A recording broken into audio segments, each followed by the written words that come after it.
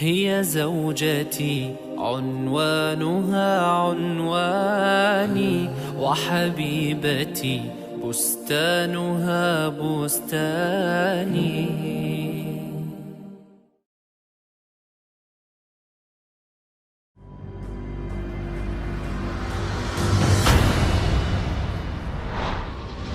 45% to 50% of marriages in the United States end with divorce, while the percent of divorce in Europe is about 35%. What are the reasons for divorce? Maybe the difference in opinions, the lack of psychological and emotional harmony, the harsh treatment from one side to the other. Many men lack the art of dealing with their ladies.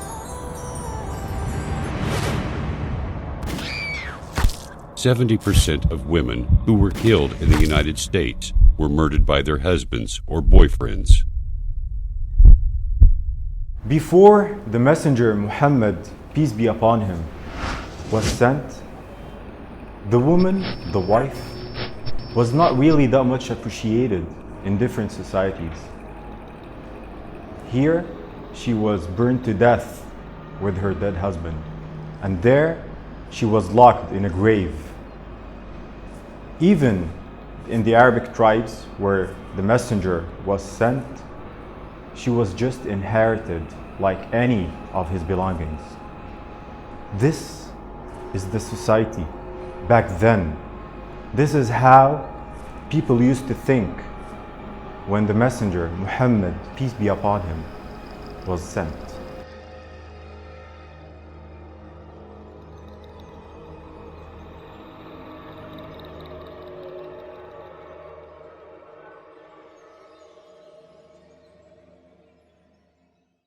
Nowadays, the man who opens the door for his lady is considered as a gentle, delicate, and civilized man. He's so much appreciated by the society and by everyone around him. Back then, 15 centuries ago, this was shameful. It was shameful to respect your wife. It shows that you're not a man. Back then, Prophet Muhammad, peace be upon him, used to lean down on the ground and put his knees for his wife to step on and get on the horse. Imagine, he's decades, centuries, what I say millenniums ahead in human civilization and respect to women and ladies' rights. 20% of pregnant women in the world are subject to violence from their husbands or relatives. 70% of them cannot run away because of their children or lack of income. This madness needs one thing. It needs the teachings of Muhammad. Sayyida Aisha, the Prophet's wife, narrated that one time some of his companions played with the sticks in the masjid. And she wanted to watch, so he put his hands for her to lean her head on and watch. She said, I attended to keep watching for longer and longer, just to see when will he get bored, when will he get tired and remove his hand. And she said, actually, I lost the interest in watching and he was still there for me.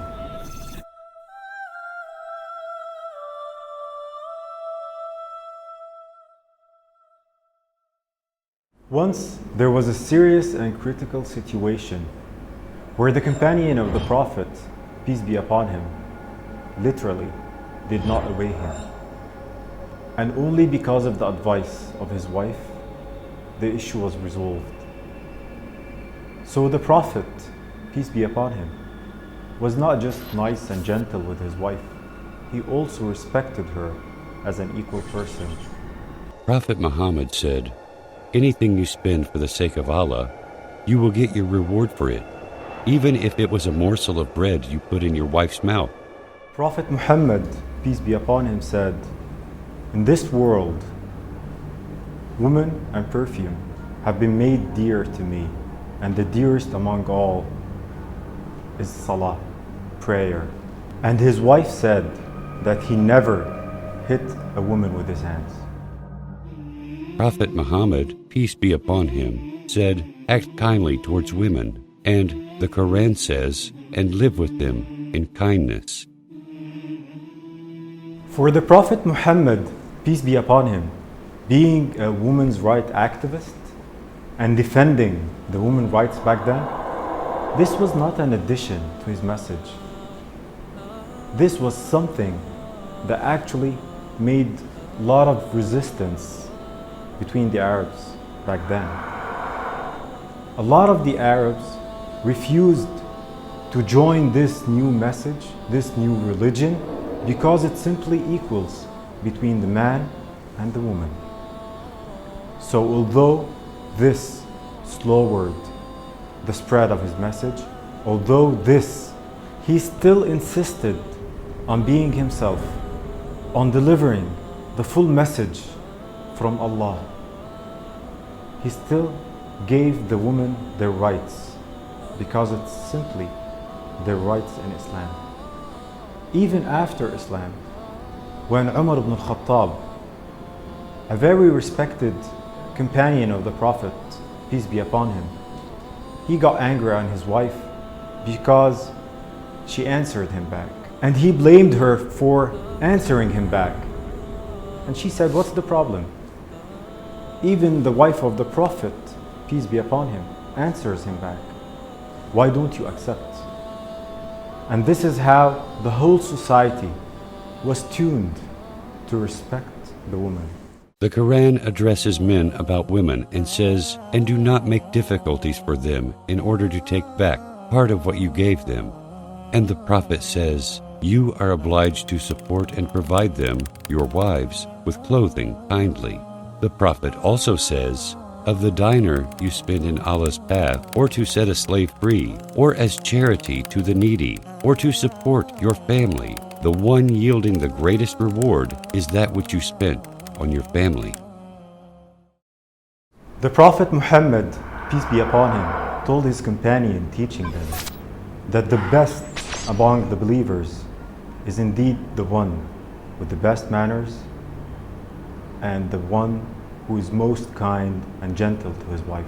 If you saw the Prophet in his home and then compared this to our homes in the 21st century in terms of treatment, interaction, you'll find a big difference.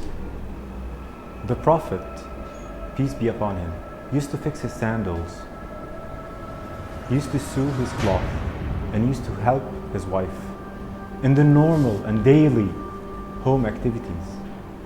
Who does this nowadays? Prophet Muhammad said, fear Allah in respect of women. You took them with the permission from Allah.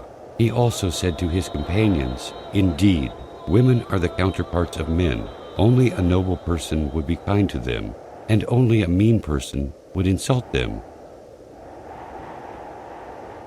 Let's imagine a man, a leader, with his army, and then he would ask this army to go ahead and would take his wife and ask her to race, and actually she will win. Then years later, the same man, the same leader, with his army and his wife, and he will ask the army to lead ahead and would race again, but this time he will win. And then he will tease her, laughing and saying, now we're even. This is the Prophet, peace be upon him, with his wife. And back home, in privacy, he would praise his wife. He would pamper her and spoil her, call her with the beloved nickname, and he would tell her how much she's pretty and her beautiful features. This is the Prophet, peace be upon him. Prophet Muhammad said, the best of you are those who behave best to their wives. One of the best orders given by Prophet Muhammad, peace be upon him, was to one of his companions. And this is not to enter the house at night, coming back from a long trip, without letting your wife know. This is just to give her a chance to take care of herself, comb her hair, and to see her in a way she wants to be seen in. And during the day, Prophet Muhammad, peace be upon him, would never enter the house before knocking the door and letting his wife know that he's entering. And the first thing he would do was to use the siwak, which is basically to brush his teeth. He wants always to be smelled properly and nice for his wife. When the Prophet was asked, "Whom do you love the most?" he said, "Aisha." The one who asked him said, "I am asking you about men." The Prophet said, "Her father." This is how Prophet Muhammad saw his wife. He saw her as the most beloved person to him, and her family was the most beloved family to him.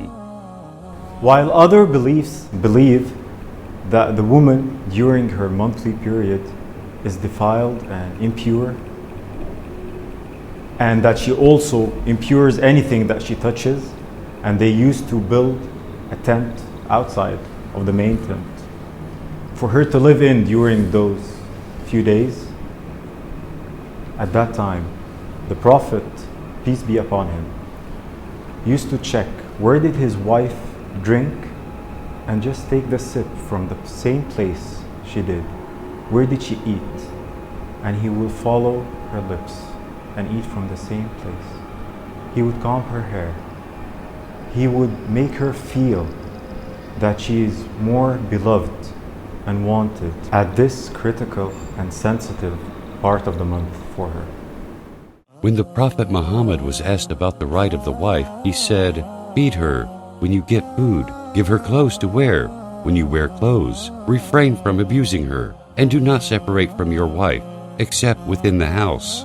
Among all the teachings of the Prophet Muhammad, peace be upon him, before dying, he chose to stress on two things.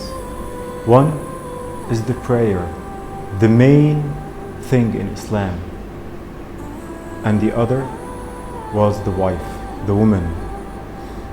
He said, act to them kindly. These are the two main things Prophet Muhammad, peace be upon him, chose to stress on before dying. استوصوا بالنساء خيرا. هي زوجتي عنوانها عنواني وحبيبتي بستانها بستاني ورفيقة العمر الذي أيامه في بيتها أزكى من الريحان هي أم أبنائي وروضة مهجتي وشريكتي في الفرح والأحزان هي من إذا مل الفؤاد رأيتها زهرا جديدا يانع الألوان